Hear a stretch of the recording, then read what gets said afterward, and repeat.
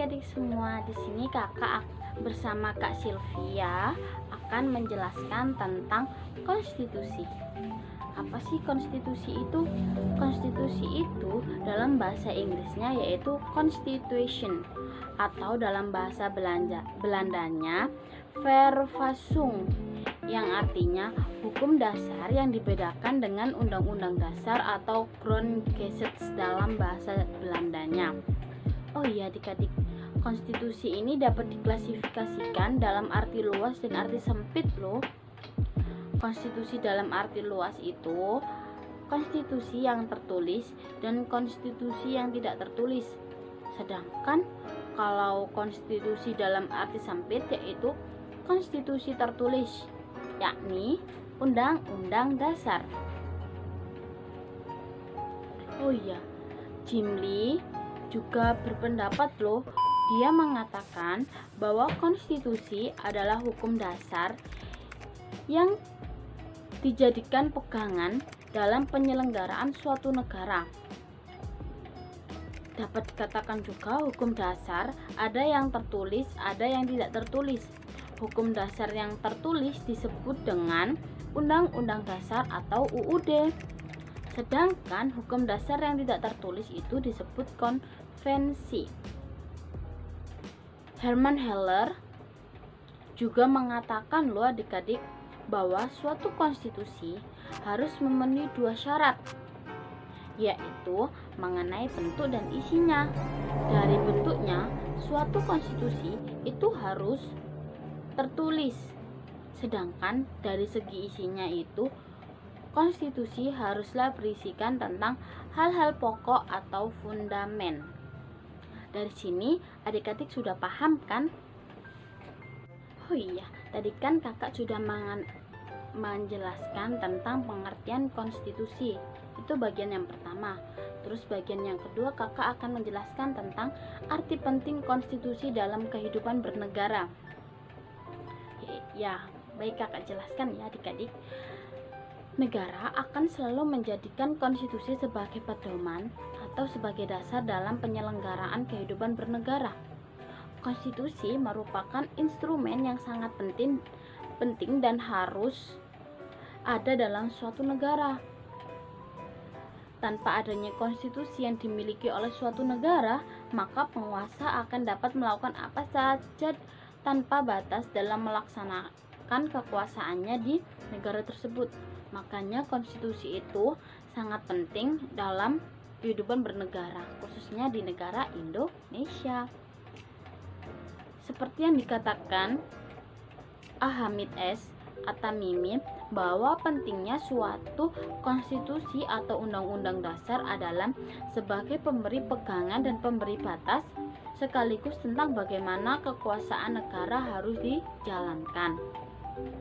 Sementara Sri Sumantri berpendapat bahwa undang-undang dasar sebagai konstitusi tertulis merupakan sebuah formal yang berisikan 1. Hasil perjuangan politik bangsa di waktu yang lampau. Waktu yang lampau itu waktu di masa lalu. Yang kedua, tingkat-tingkat tertinggi perkembangan ketatanegaraan bangsa. Yang ketiga, pandangan tokoh-tokoh bangsa yang hendak diwujudkan baik untuk waktu sekarang maupun untuk waktu yang akan datang, untuk masa depan. Yang keempat, suatu keinginan bagaimana perkembangan kehidupan ketatanegaraan bangsa hendak dipimpin. Nah, bagian yang ketiga itu adalah nilai-nilai konstitusi. Nilai-nilai konstitusi ini ada 3 jenis loh adik-adik. Yang pertama, nilai formatif. Yang kedua, nilai nominal. Dan yang ketiga, nilai semantik. Sudah jelaskan adik-adik mengenai nilai dalam konstitusi? Ini saya akan menjelaskan tentang sifat-sifat konstitusi.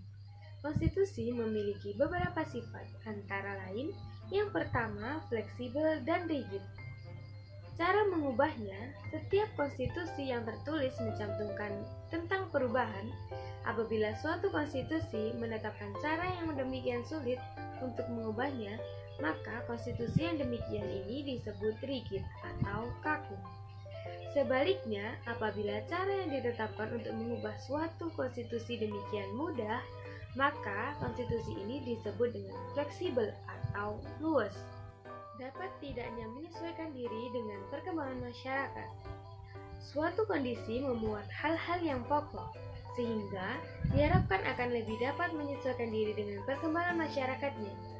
Dilihat dari aspek ini, suatu konstitusi atau undang-undang dasar akan dikatakan fleksibel apabila dapat menyesuaikan diri dengan perkembangan masyarakat. Demikian sebaliknya, suatu konstitusi atau undang-undang dasar akan dikatakan bersifat rigid apabila tidak mampu menyesuaikan dengan perkembangan masyarakatnya. Sifat yang kedua adalah tertulis dan tidak tertulis. Dengan demikian, suatu konstitusi disebut tertulis apabila ia ditulis dalam suatu naskah, sedangkan suatu konstitusi disebut tidak tertulis karena ketentuan-ketentuan yang mengatur suatu pemerintah tidak tertulis dalam suatu naskah tertentu, melainkan dalam banyak hal yang diatur dalam konvensi-konvensi atau undang-undang biasa. Cara perubahan konstitusi. Ada beberapa cara yang disampaikan para pakar dalam melakukan perubahan konstitusi atau undang-undang dasar, yaitu yang pertama, C.V. Strong. Menurut C.V. Strong, perubahan konstitusi atau undang-undang dasar yaitu yang pertama, oleh kekuasaan legislatif, tetapi dengan pembatasan-pembatasan tertentu. Yang kedua, oleh rakyat melalui suatu referendum. Yang ketiga, oleh sejumlah negara bagian atau khusus untuk negara serikat. Yang keempat, dengan kebiasaan ketatanegaraan atau oleh suatu lembaga negara yang khusus dibentuk hanya untuk. Menurut pakar yang kedua adalah Ismail Sunni. Ismail Sunni mengemukakan bahwa proses perubahan konstitusi dapat terjadi dengan berbagai cara karena adanya yang pertama, perubahan resmi, yang kedua, penafsiran hakim, yang ketiga, kebiasaan ketatanegaraan atau konvensi. Menurut pakar yang ketiga adalah Casey Ward. Casey Ward mengatakan bahwa ada 4 cara perubahan konstitusi. Yang pertama, beberapa kekuatan yang bersifat primer atau some primary force. Yang kedua, perubahan secara formal sesuai yang ada pada Undang-Undang Dasar itu sendiri atau formal amendment. Yang ketiga, penafsiran secara hukum atau judicial interpretation. Yang keempat, kebiasaan yang terdapat dalam bidang ketatanegaraan atau usage and Nah, teman-teman, kali ini kakak akan menjelaskan tentang Undang-Undang Dasar Negara Republik Indonesia. Yuk simak penjelasan kakak mengenai Undang-Undang Dasar Negara Republik Indonesia ya.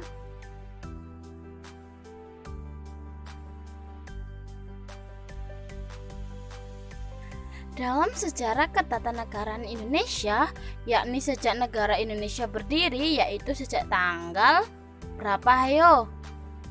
Nah, betul, pada tanggal 17 Agustus 1945. Nah, pada tanggal 17 Agustus 1945 itu ada beberapa undang-undang dasar yang pernah berlaku, yaitu sebagai berikut. Nah, teman-teman, yang pertama ini ada Undang-Undang Dasar 1945 yang berlaku pada tanggal 17 Agustus 1945 sampai 27 Desember 1949.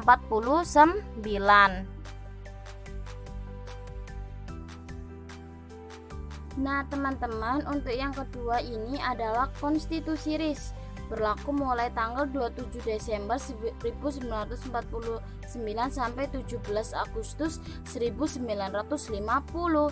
Itu yang kedua ya, teman-teman.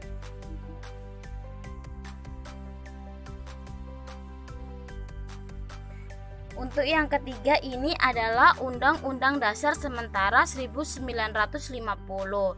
Mulai berlakunya 17 Agustus 1950 sampai 5 Juli 1959. Nah, ini adalah yang terakhir ya teman-teman, yaitu Undang-Undang Dasar 1945 yang berlaku mulai 5 Juli 1959 sampai sekarang.